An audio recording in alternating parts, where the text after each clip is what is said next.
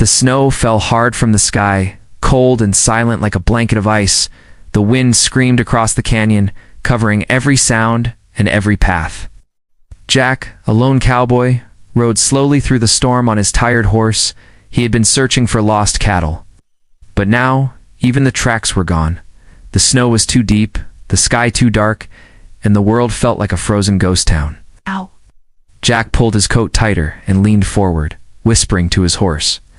"Just a little more, boy," he said, his breath turning to mist in the air. Then he heard it faint, weak, almost swallowed by the wind. A voice no louder than a whisper, crying for help. He stopped, listening, heart pounding. There it was. Again a soft cry. Not one, but maybe two or three. Jack dismounted and followed the sound, pushing through the snow. Soon he saw the broken wagon. Tipped sideways under a tree, its wheels shattered, one side buried deep in snow. Beside the wagon lay a woman, her body half covered in white. Her face was pale, her lips cracked, her leg pinned under the wreckage. She opened her eyes slowly as Jack knelt beside her. "Please." "Not me," she whispered. "Save them." "Right. They haven't eaten in 3 days." Behind her, in the wagon, were 3 children, 2 girls and a boy. The oldest couldn't be more than 10. They sat curled up, holding each other, faces thin and eyes wide with fear. Jack's chest tightened as he looked at them. They were too weak to cry, too cold to move. Out. Don't. Without a second thought, he took off his heavy coat and wrapped it around the children. They stared at him, confused but too tired to speak. Then he turned to the woman again. Her name was Eliza, and she tried to sit up, wincing in pain. "Your leg's broken," Jack said gently. She shook her head slowly. "It doesn't matter. Just take them." "Please," her voice cracked, full of fear and love. "I can't move. You can't carry us all. Just go." Jack looked at her, then at the children, then at the blizzard growing around them. He knew she was right. His horse couldn't carry them all. They were far from town. And the snow was getting worse, but Jack had seen enough of death, enough of giving up. "No one gets left behind," he said firmly. He dug fast, clearing snow from the wagon and gathering what little supplies they had. He found a thick blanket, some wet matches, and a half-broken lantern. He lifted Eliza carefully, though she gasped in pain, and carried her to a nearby cave he had seen earlier. It wasn't far, maybe a few hundred steps. But the snow made every foot slow and heavy. He came back for the kids, one by one, carrying them in his arms. By the time he got the last child inside, his legs were numb and his hands shaking. Inside the cave, it was dry and still. Ow. Though bitter cold, Jack lit the lantern and placed the kids close together, then wrapped Eliza in the blanket. "Don't thank me yet," he muttered. "This is just the start." He knew they had no food, no firewood, and barely any strength. Eliza stared at him with weak eyes. "You should have left me," she whispered again. Jack looked at her, tired but determined. "I don't leave people behind," he said again. "Not today." Outside, the storm howled like a monster. Inside the cave, 4 lives hung by a thread. But the cowboy wasn't giving up. He had seen too many graves in his life, and he wasn't letting this family become one more. Tomorrow, he would go into the snow again. Tomorrow, he would fight the storm for food, for fire, for hope. But tonight, he sat beside the children, the injured mother, and the flickering lantern. A stranger in the storm, now their only chance to live. Morning came slowly, hidden behind gray skies and heavy snow. Inside the cold cave, the fire had burned out, and silence filled the air. Jack sat upright, back against the cave wall, holding his rifle in one hand. He hadn't slept much, only enough to keep going. His eyes opened the moment he heard coughing from the corner. Eliza was awake, her face pale, her lips dry.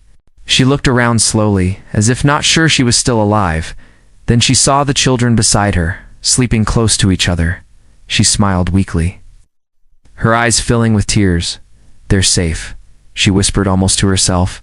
Jack moved closer, handing her a small piece of dried bread from his saddlebag.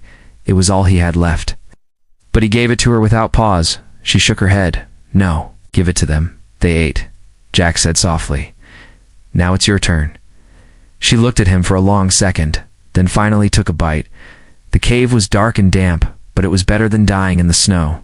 Eliza leaned her head back and took a deep breath. You should know what happened, she said, her voice quiet and tired. Jack nodded, listening.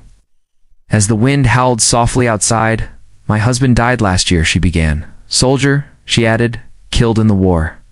Trying to protect people he never met, Jack's face didn't move, but inside, something tightened. He had been a soldier too once. He knew what that kind of loss looked like. I tried to stay on his land, she continued, but with winter coming and no money, I had to take the children and leave. She paused, her fingers twitching from pain. I wrote to my brother, said we were coming to live with him on his farm. He sent a map and told me to follow the mountain road. Jack raised an eyebrow. That's a dangerous road in winter, she nodded. I didn't know how bad it would get. They had made it halfway through the pass when it all went wrong. A group of men stopped them. Bandits with guns. They took the food, the blankets, the horse. When her oldest child cried, one of them kicked the wagon hard. That's how the wheel broke, Eliza said, eyes staring at nothing. When it fell, I pushed the children inside and got crushed under it. I couldn't move and the snow kept falling, but I told the kids to stay inside and be quiet. They listened. And that's the only reason we're alive. Jack stayed silent, his jaw tight. Hated men like that, cowards who hurt the weak. Eliza looked at him, her voice breaking. I thought we'd die in that wagon. I kept praying someone would come, but no one did. Until you. Jack looked away, uncomfortable with praise. I was just passing through, he said. Eliza smiled. And still, you stopped. A small cry came from the corner, and Jack turned to see the youngest child waking up. She rubbed her eyes and crawled toward her mother. Eliza opened her arms, hugging the child close. Ow. Tears running down her cheeks. Jack watched, heart heavy but warm. He saw how strong this woman was, how much she had carried in silence. Lisa looked up again, her voice soft. You don't even know our names, Jack nodded. I'd like to, Elisa, she said, touching her chest. This is Clara. And the twins are May and Luke. Jack tipped his hat slightly. Jack, he said simply. He didn't say much else. Didn't tell her about his past. Didn't say that he too had lost family to war. Didn't say that helping her was helping himself too. Some truths don't need words. The wind outside began to calm, and light peeked through the cave entrance. Jack stood and looked outside, judging the weather. If the storm clears by tomorrow, I'll go out and find food, he said. Eliza looked worried, alone. I'll be quick, Jack replied. You keep them warm. He walked back in and checked his gear. Making sure the rifle was ready, the kids slowly woke up, hungry and confused, but safe. Jack gave them small sips of water and whispered quiet words of comfort. They didn't know him, but they began to trust him, because they saw what their mother saw. He was no longer a stranger. By the next morning, the wind had slowed, but the cold was even sharper. The snow outside the cave reached up to Jack's knees. It looked peaceful, but Jack knew the mountain could turn deadly again in hours. Inside the cave, the children were awake, their stomachs empty. Eliza's face was pale, her breath shallow, her legs still badly swollen. Jack stood near the entrance, tightening his gloves and checking his rifle. He looked at Eliza and said, I have to go. She tried to stop him. It's too dangerous. Please don't risk your life. But Jack only shook his head. If I don't bring back food, there won't be any lives left to risk. He gave Clara, the oldest child, a small knife and said, You're in charge while I'm gone. Her eyes widened, but she nodded bravely. Jack grabbed his rope, his canteen, and a few scraps of dried wood from the broken wagon. Then he stepped into the snow, disappearing into the white silence. The cold hit like a punch, but Jack kept walking. He remembered a frozen creek a few miles back. Maybe rabbits would be near it. He followed broken branches and animal tracks, using every bit of knowledge from his years in the wild. Time passed slowly, each step heavier than the last. His fingers stung, his boots sank deep, and the wind picked up again. By noon, he spotted small prince rabbit tracks. He crouched low, moving slow, like a shadow in the snow. After nearly an hour of waiting, he saw one. It jumped through the snow. Unaware of the man watching, Jack aimed his rifle and fired once. Quick and clean, the rabbit fell, and Jack thanked the land quietly. But one rabbit wasn't enough for 4 growing kids and an injured mother. So he pushed deeper into the woods. Searching for more, he found another trail. But this time, he wasn't alone. Wolf tracks crossed his path, fresh and wide. Jack didn't panic, but he knew what that meant. Wolves were hungry too, and if they smelled blood, they'd follow it. He moved faster now, heart beating hard. He caught one more rabbit before the sky began to darken again. Now he had to get back fast, before the storm returned. But trouble found him first. As he turned around, his horse who had followed at a distance slipped on hidden ice. It let out a sharp cry and fell, twisting its leg. Jack rushed to it, checking the damage. The leg was hurt badly. It wouldn't carry him back through the mountain. Jack looked around. The forest getting darker by the minute, snow started falling again, soft but steady. He wrapped the rabbits in cloth, tied them to his back, and whispered to the horse, "I'll come back for you, I promise." Then he started walking alone, on foot, in the cold growing thicker, each second. Every step felt like lifting stones. The path he had cleared on the way was now nearly gone. Wolves howled in the distance, their cries echoing through the trees. Jack gripped his rifle tight, checking over his shoulder again and again. His breath came out in short gasps, his legs trembling. He didn't stop, not even when the wind cut like knives across his face. All he could think about were those kids, their thin arms and hollow cheeks. He remembered how Clara had looked at him with silent hope, and how Eliza had begged him to save them, not her. He couldn't fail now, not after coming this far. Hours passed before he saw the smoke. Faint, curling from the cave entrance, he stumbled toward it, falling once, twice, but getting back up. When he finally reached the cave, the children screamed with joy. Eliza cried openly, tears running down her cheeks as she whispered, "You came back." Jack dropped to his knees, handing over the rabbits with frozen hands. "I told you," he said with a tired smile. "No one gets left behind." Clara rushed to hug him, and the twins followed. Even Eliza tried to reach out, her voice shaky, but full of relief. That night, the cave smelled like cooked meat and smoke. The children ate in silence, eyes wide, lips smiling. Eliza watched Jack from across the fire. He was leaning back against the wall, half asleep, but still holding his rifle. He had fought the mountain, the cold, and the wolves just to keep a promise. The cave glowed with soft light from the fire Jack had rebuilt using broken branches and dry moss. Smoke drifted gently toward the ceiling as the warmth spread slowly across the cold stone walls. The children sat near the flames, their hands stretched out, faces finally showing signs of life. Their cheeks were still pale, but now they were eating real food, warm rabbit meat Jack had brought back. They didn't speak much, but their eyes followed every move Jack made, as if he were something more than a man. Eliza leaned back against the wall, her leg wrapped in cloth. Still swollen and red, she watched her children eat, her lips trembling with emotion when Jack handed her a cup of melted snow water. She took it with both hands. Her fingers were weak, shaking slightly, but she didn't let go. "Thank you," she whispered, her voice soft but full of weight. Jack didn't answer, just nodded and sat down across from her. His face was tired, skin cracked from wind and frost, but his eyes were sharp. He poked at the fire with a stick, pushing burning wood to the center. "Storm's getting worse again," he said quietly. "We're stuck here at least another night." Eliza looked at the cave's entrance where snow piled high like a frozen wall. "We wouldn't have made it," she said, more to herself than to him, "if you hadn't come when you did." Jack shook his head. "You held out for 3 days. Eliza, that's not luck, that's strength." Her eyes met his for a moment, surprised by the praise. Most men looked at her with pity or doubt, not respect. "You think I'm strong?" she asked, half smiling. Jack nodded. "You put your kids first, even when you thought you were dying. I've seen soldiers give up faster." Eliza let out a shaky laugh, then winced from the pain in her leg. She closed her eyes and breathed slowly, the fire crackling beside her. "My husband was like you," she said after a pause. "He always said that hope is the last thing you lose, but I thought I lost it." Jack looked at the children, now asleep in a bundle of blankets made from his saddle cover and old coats. He didn't speak right away, just added another stick to the fire. "Sometimes hope hides," he said. "Sometimes it waits for someone to come find it." Eliza opened her eyes, blinking at the flames. "I was ready to die," she admitted.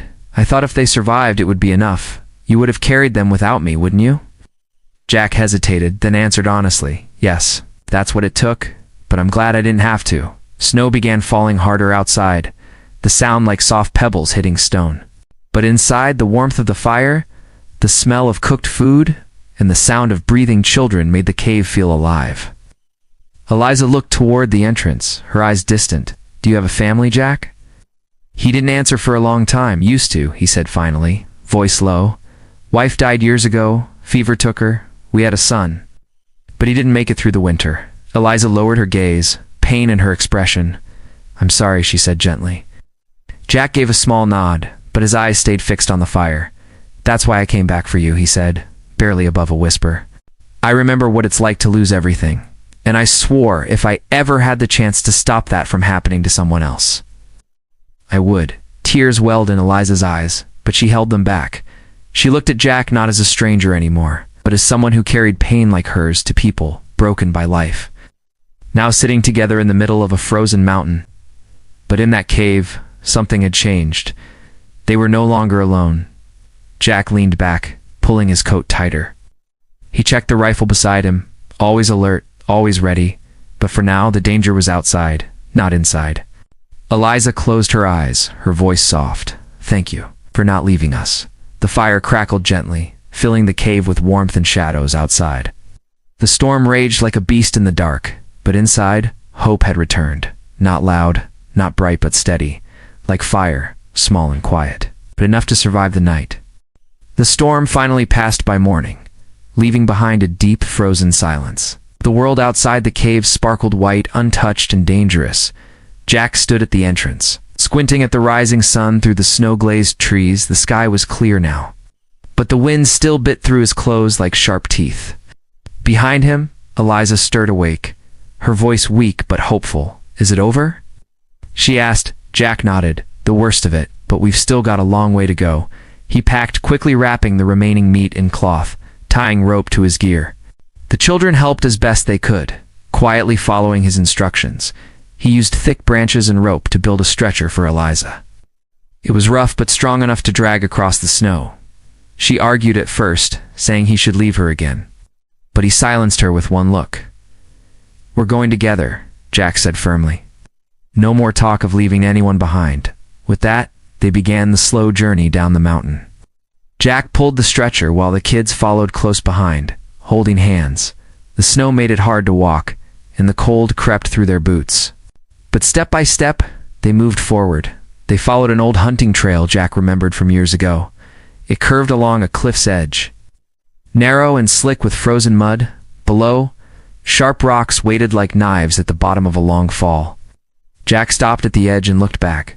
"Stay close to the wall. Don't rush," he warned the children. One by one, they moved along the path, careful and slow, Jack lead. Pulling Eliza's stretcher with both hands while his boots slid slightly on the ice, Clara came next, guiding the twins, whispering to them to be brave. But halfway across, the ice cracked beneath Jack's left boot. His foot slipped. And suddenly he was falling. The stretcher jerked forward as Jack's body slammed against the cliff. He grabbed a jagged rock with one hand, dangling over the edge. The rope connecting the stretcher to his belt pulled tight, holding Eliza dangerously close to the drop. "Jack!" Eliza screamed, twisting in pain as the rope tugged on her side. The children froze in shock, too scared to move or speak. For a few seconds, everything was still. The wind, the snow, the world. Then Jack gritted his teeth and reached up with his free hand. The edge was slick, but he dug his fingers in. Pulling with all the strength he had left, his muscles burned, his breath short and ragged.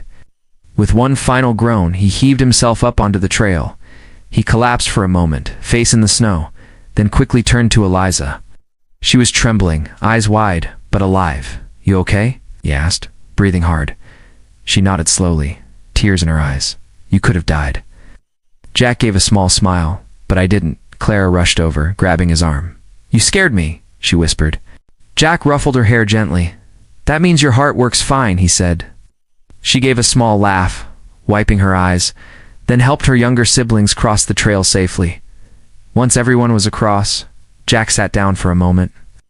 His hands were shaking, not just from the cold, but from what almost happened. Eliza looked at him and whispered, "Why do you keep doing this? Why risk your life over and over?" Jack stared at the sky, thinking of voices he hadn't heard in years. "Because I wasn't there when my family needed me. he said softly, "and I can't go back and fix that, but I can do this." The children sat beside him now, tired but still brave. Their little faces red from the cold, but full of trust. Eliza watched them. Her heart heavy, but filled with something new gratitude, not just for the safety, but for the man who had become their shield. The wind picked up again, brushing snow from the trees above, but Jack stood, pulling the stretcher again. "We keep moving," he said. "There's a village past the next ridge."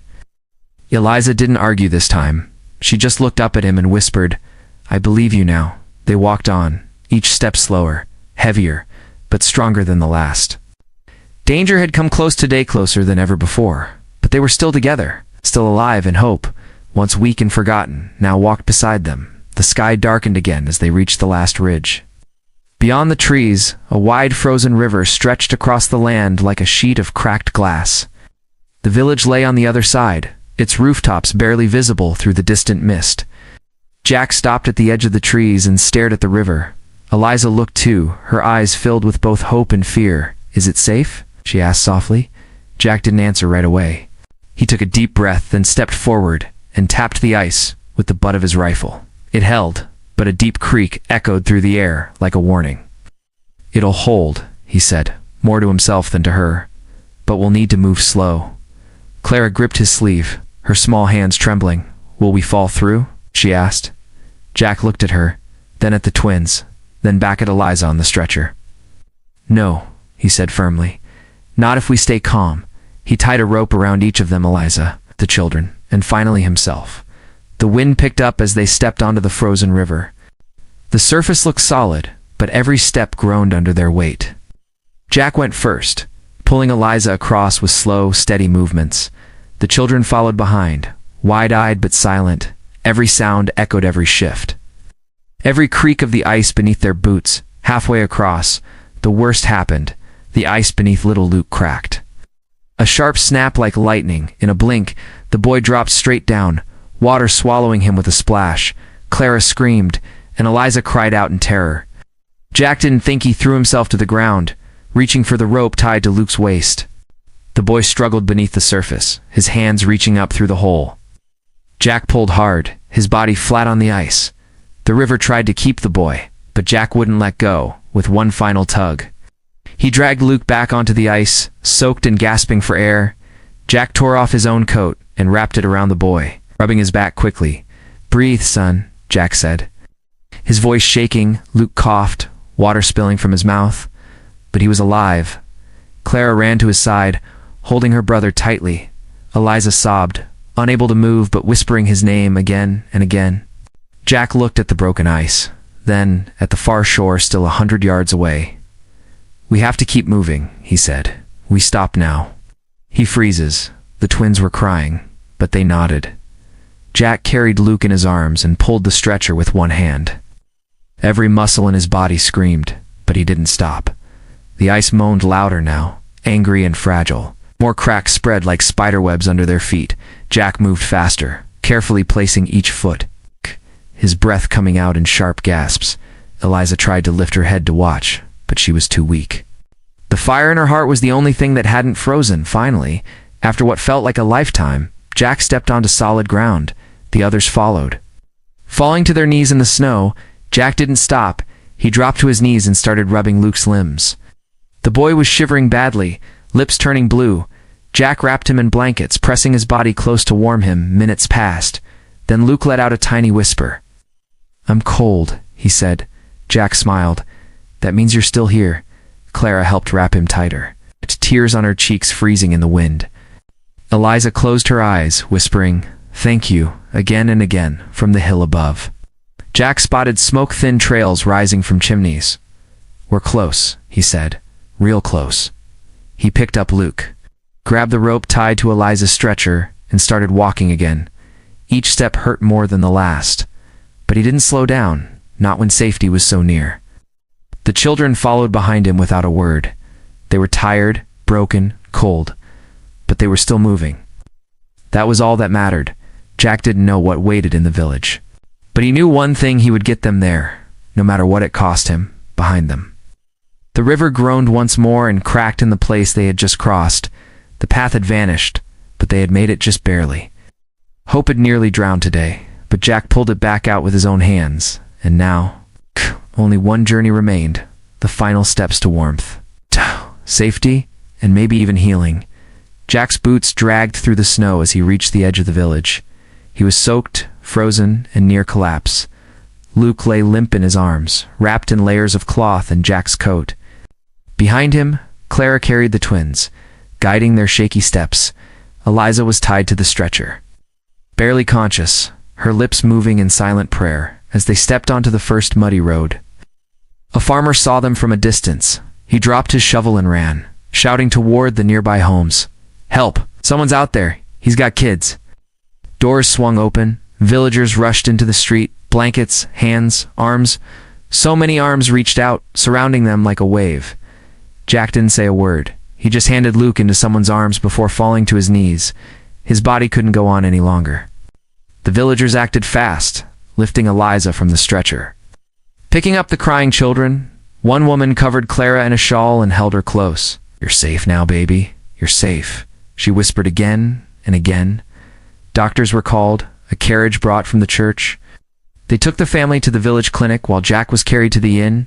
Hot water, firelight, and food filled the air around him. But he barely stayed awake. He opened his eyes just once, saw Eliza across the room, and then everything went dark. He woke up 2 days later, warm and confused. The innkeeper stood nearby, stirring soup and smiling. "Was starting to think you were going to sleep through spring," she joked. Jack sat up slowly, muscles aching, head spinning. "Where are they?" He asked immediately. "The children are with the baker's family. Safe and eating better than the mayor," she said. "And the woman, the mother, she's strong. They fixed her leg, and she's been asking about you every hour." Jack tried to stand, but the woman stopped him. "They'll come to you. Don't worry." By evening, Eliza entered the room with a cane in her hand and her children beside her. Her eyes filled with tears the moment she saw Jack awake. He smiled weakly. "I told you we'd make it." She crossed the room slowly and sat beside him. Her voice soft. "You didn't just save us," she whispered. "You carried us through death itself." The children hugged Jack without saying a word. Clara squeezed his hand and wouldn't let go. Luke climbed into his lap and rested his head against his chest. The twins stood by the fire, wide-eyed and silent. They didn't need words. He was their hero, and they knew it. That night, the town gathered in the church hall. News of what Jack had done had spread fast. How he crossed a frozen mountain, fought off hunger and storm, saved a mother and her children with nothing but his hands and heart. The mayor stood up before the crowd and raised a hand. "This man is a stranger no longer," he said. "He's one of us." The people clapped, cheered, some cried. Jack stood in the back, uncomfortable with the praise. He didn't like crowds or speeches, but tonight was different. Eliza reached for his hand and squeezed it. "For once," she whispered, "let them thank you." After the gathering, people came with gifts: fresh bread, warm coats, even a handmade quilt. Jack accepted nothing but a hot cup of tea. The only thing he asked was for work, something honest, he said, chopping wood, fixing roofs. "Anything?" the mayor laughed. "You'll have more offers than you can handle."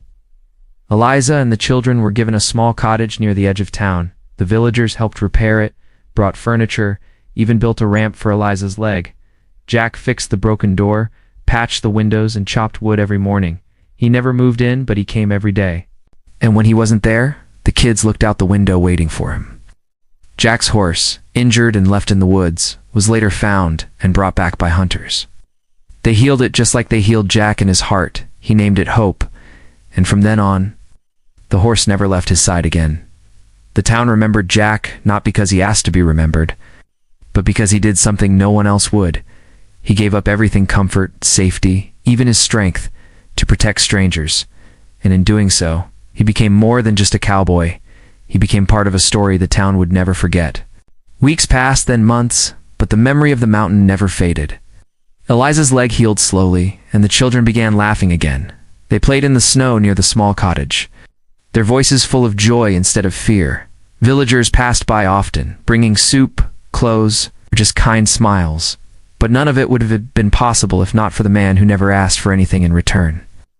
Jack stayed in the village, quiet and steady.